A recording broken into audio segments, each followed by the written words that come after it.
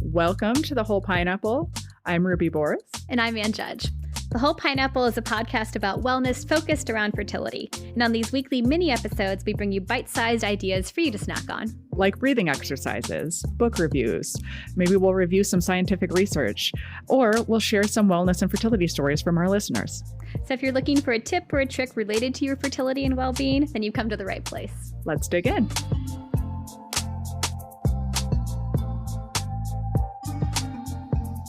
Welcome back to The Whole Pineapple on our snack edition with Dr. Kelly Casperson. Hopefully you listened to her full episode. We have so much we would love to talk about, so we're going to remind you again that we highly recommend her book, but we were able to get her to come back and do just a quick episode with some sort of concrete tips. Hopefully piqued your interest on why it could be beneficial to think about improving that quality of your sex life, but where do you start? So what would you say for people that are interested in trying to look at themselves and think about how to make some changes? I think the first thing to start is realizing your thoughts about sex, right? And a lot of us don't realize our thoughts until we really writing them down helps, because they're just all jumbled up in there of thoughts are just ideas that we think long enough that we think they're true. And really writing down, what was I taught about sex? What do I think about sex right now? Do I think it's a chore? Do I think it's dirty? Do I think masturbation's a sin? Do I think that it's difficult? Do I think that women shouldn't be too sexual, right? All of these thoughts that are in our head are just society's way of really kind of controlling women. But we can never get to that sexually liberated, I have a great sex life, I know what I want, I communicate well. We can never get there if these thoughts are they're our tent under which we're existing. So really the first step is just doing a thought download. One night, I'd pull out a piece of paper and be like, what do you think about sex? And if you write that all down and it's just this jumble of shame and difficulty and shoulds, then you're like, maybe this is why I don't have the sex life that maybe I want to have. And you can start undoing those thoughts. I have a membership and we do a lot of sex coaching of what our thoughts are about sex. So we can kind of get out from underneath that to be what else could be possible? The first part is just what's the water that you're swimming in? Yeah, which is true. I think a lot of people want to jump right towards having some deep conversation with a partner, but yeah, until you even think about your own... what you know. What you believe. Let alone, do you know how your partner was raised to think about sex? A lot of us don't. The other thing is the idea I need to feel connected in order to have sex. And then there's other people who are I need to have sex and that's how I feel connected. And oftentimes those two people are living in the same house having sex with each other. I was just going to say, yes, they're both usually partnered. Yeah. Right. And do we know that about our partner? Right. And being able to ask that is very insightful. Yeah, I saw it was a very simple journal prompt. If you need a sex journal, this is perfect. It just said sex and it said sex is and bullet points. And then it said sex should be. And it listed it all out because it's you can get a lot of insight about yourself with just those few prompts. Totally. I also liked your part in the book where you were talking about your ideal version of sexual etiquette. Do you want to give us that a little bit? Yeah. Your 4-step plan. Yeah, I think it includes, you have to fill in my steps, but it really includes both people experiencing pleasure. And, you can substitute orgasm in there for pleasure, but not all orgasms are pleasurable and people can have pleasure without having orgasms. So all the wonderful complexities of sex. But really it's that both people get their needs met. I feel close, I feel connected, I feel pleasure if that's what I want to feel. And then talking about it afterwards. Even if it's that was so great tonight. Or I really forget how great that is. Can you remind me more? Or whatever, just a little debrief. If there's any sort of constructive criticism, I usually say save that for when you're dressed and in the kitchen or on a walk. Right? Constructive criticism when you're naked and cuddling right afterwards. That maybe was no. Great, but next time let's do that. Right. Yeah. Whenever I hear sex etiquette, I'm how many forks and how many spoons are there? I just can't because I'm 12. Right? Work from the outside in. I think of Bridgerton, right? When everything was super regimented and the scandal of holding hands inappropriately. So small fork, not big fork. But yeah, you just, yeah. And who's the little spoon? That's right, exactly. But especially if people have been together for a while, I think it's very easy to just fall into like a pattern. And so it's very hard to then even think about changing a pattern, because for you, that's what sex is. And it can feel really vulnerable to bring up any differences, because does that mean you're like invalidating the last 15 years? You know, if you're like, actually, there are things that I wish could be different. So I think that's a hard hard thing to think about doing when you realize you might have beliefs and things that you want to change. How do you even like start that process? Doing the same things is very comforting for a lot of people to do the same things. And it can also be like kind of threatening of like, are you saying you don't like it? No, I'm not saying that.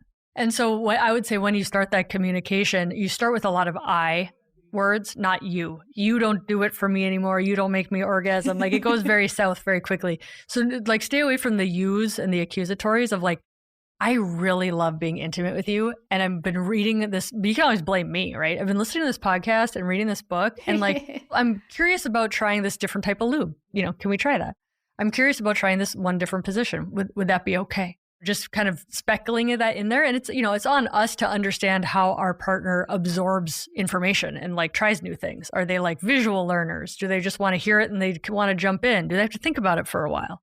And like really understanding our partner in communication in general. Of like, I have a partner that like, he takes a while. I'll plant a seed, it'll take a little bit. I know to give him some space. And so it's really understanding how to communicate, which is going to pay dividends, not just in your sex life. And I think in the book you listed either like a website or an app where you can both fill it out and kind of mark things that you're interested in, but it'll only show you the things that match so that you're only like bringing up so that you're not going to feel like, oh, wait, I feel like I'm going to feel strange if I bring this up and they think that that's not something they're into. So you're right. Like there's lots of tools out there to help us talk about what can be difficult things to talk about. Mm-hmm. Yeah, totally. Yeah. And sometimes it helps when it doesn't come from you too. So it's like, here, I'm just going to send you this podcast episode, and then they have homework and it's coming from somebody other than you. Like, you should be doing this. And instead it's like, hey, let's talk. This opens up the conversation. If your audience tends towards female and if they tend towards having male partners, realizing men did not get any secret better sex education than we did. Mm-hmm. Right? Like a lot of men really want to do a good job. They really want to please us, but they have no idea about the clitoris. They have no idea how amazing vibrators are. They have no idea that like a lot of men just assume that like women's orgasms are challenging or elusive or like it doesn't really matter. And then women internalize those thoughts. And it's like, no, they just got crappy education also. Right? And it doesn't have to be that way. Yeah, at least back when I was in school, like I know they sorted us out for sex ed day. And again, there wasn't any talk about pleasure. It was only about, but like they didn't even learn the basic female biology. It was very much like, okay, we're going to talk about periods and stuff. So you guys get to go outside. And I think they just went on the playground or something. I don't think they even had much of an education at all. And so pretty much that education then is porn, which as you said in the first episode is not real. Yeah, so. Totally edited. When you look at the heterosexual orgasm gap, so the people who have the highest rates of orgasm are the heterosexual men, clocking in around 97% of the time. Then you have homosexual men, homosexual women, and then we have heterosexual females clocking in around 60% of the time. Way worse with hookup sex, right? Like college hookup sex, her orgasm rate's about 7%. We really don't prioritize female pleasure in that culture. So if you look at that, then you're like, they didn't get any better education than us about how to have equal pleasure. And if one person sustainably is having less pleasure, let's just not be surprised by that person's having less desire for this activity. One thing I think is important to realize is that what you like changes over time too. So what you enjoyed in the past, you might not enjoy as much in the future. And like we talked about dopamine in the first episode. So novelty is helpful and that's okay. Something that you enjoyed doing earlier does not mean that you no longer desire your partner or desire sex, period. It just means that you're a different person. Yeah, so important. We kind of get stuck in this, like, I wish it was like it was, or we should always stay the same. And it's like, it doesn't work out. Bodies change, we change, lifestyles change, all these things change. And we have to be able to like bend with the flow instead of being so rigid and that we just set ourselves up for failure. I think that is one of the challenges if you're like me, married to an engineering type person, like they want the recipe, like, but this is the formula, like, and so, yeah, your book is a good resource to be like, look, there are many formulas. It's more like coding where you can have lots of different approaches and some solutions are more elegant than the others. So I love it. Speaking of porn, a lot of times when people think of pornography, they think of it like catered towards heterosexual men in most cases, but it's also recently more services and apps and things are available. I'll have to look it up and I can put it in the show notes too that are geared towards women. that is something that used to be a very small market. And I think it's actually up and coming because there's a lot of like techie women that are creating these amazing apps, and they are doing incredibly well. When going back to what we talked about in the first episode about desire, right? That you shouldn't just be sitting around and waiting for a spontaneous desire. And so what are the things that you could do for yourself to, build that desire? And it is sort of like a feedback loop. Like I talked in the first episode about vacation sex, and part of it is like you have good sex on vacation, and then you want to do it again. Like you're like, oh, this is really fun. So sometimes I think just getting started with any kind of change is the hardest part. I think this is an important topic of arousal, right? So we got two different arousal things we have to talk about. Number one, the pelvis has to be aroused. We need to get blood flow in there. Clitoris, penis, same things. We need to have blood flow and engorgement. It also makes the vagina elongate and tip, so it helps decrease pain with sex when our pelvis is aroused. Again, things we did not get taught in sex ed.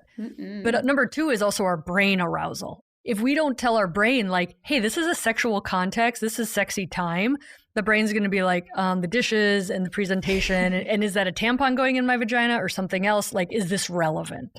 And so really that's where a lot of this erotica can really help in both helping blood flow and brain to be like, this is sexy time. This is sexy content. I'm not at work. I want to focus on sexy time, and really kind of amping that up. And women's brain, we love stories. We love context. That's where a lot of the audio, like, so what they've found, and again, this is not a rigid rule, but women really love creating that in our brain. So we love audio. So really audio erotica, and then we can create, we don't like the images always just put in front of us. We want to create that image.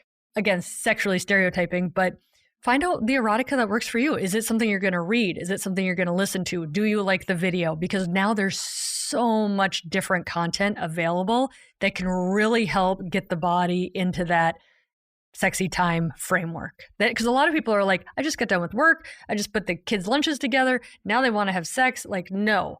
And then realizing, what do you need to do to switch out of that sympathetic nervous system into that sexy time?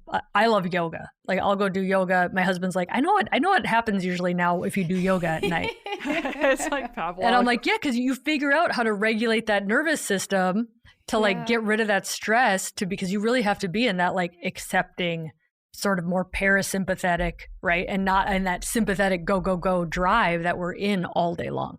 Well, I really liked when you talk about sexy time, like having that conversation in advance of agreeing, like what is going to be your time. That doesn't necessarily mean it has to be sex, but sex is a possibility and sex is on the table. To also have those other times that it's not, because if you're the person that maybe is like the lower desire, and we talked about how that's problematic, but if you feel like you're constantly being propositioned and saying no, then you're already in this defensive position. So if you've already agreed in advance, like, okay, these are the nights that I know I'm, have this at work and you're home late, and like those are not the nights that are ever going to be sexy time. So like if that's just off your mental plate, I think it makes it a lot easier to then settle into those other moments where maybe that is something that's going to be a possibility then. That is such an important point. And on those days where it's not going to be sexy time, right? It kind of takes the stress off of the sexy time of like still holding hands, still sitting next to each other on the couch, still being connected, knowing it's not going to lead to sex. Because that intimacy and feeling connected, this is my person. I get to sit close to this person. I get to hold hands. I get to blah, blah, blah of like, and it's not always going to lead to sex, because I think a lot of people, studies have shown this, the intimacy and the holding hands and the spending time and the going to bed at the same time stops when you kind of get that, sex desire discrepancy going where somebody doesn't want to say no to you all the time. Give them the space to not have to say no, but still be intimate in other ways. Yeah, because sometimes then you don't want to do those other things because you're like, oh, wait, they're going to think that this is happening because I want to have sex. So I've got to like not even do this other thing because I don't want to have to feel like I'm saying no. So that's exactly right. And then you start feeling like you're the one that is the problem, right? Like you're the one that is always saying no. And that can be really problematic. But then on the opposite side, it's like every time your partner tries to proposition you, it's like, no, no, no. It just is like a recipe for no one. Especially if you got an engineer, it's like, well, I've got to ask more then, because if I'm only getting success 10% of my opportunities, then the more I ask, the more at a population statistical level, I'm going to get those yeses. Yeah. So sometimes you do have to just like, you're right. I think we have this concept that scheduling in some way is unromantic, but I think your book does a really good job of explaining how it can be beneficial for a lot of people. And again, it's not a rigid schedule. It's just like having those opportunities. Any last parting thoughts that you want to share? Communication and lube. In no particular order. That's a good t-shirt too. Yeah, that is a good t-shirt. We just started your merch store for you. And I think that's the name of the snack title as well. Communication and lube. But it's true. I mean, we talk about your communication is its own social lubricant too, right? You when you're feeling like you're actually having these good, deeper conversations, even if it could be about anything, that makes you remember why this is your person. And that makes it a lot easier to then open up on the other side of you. So head and genitals and everything all together.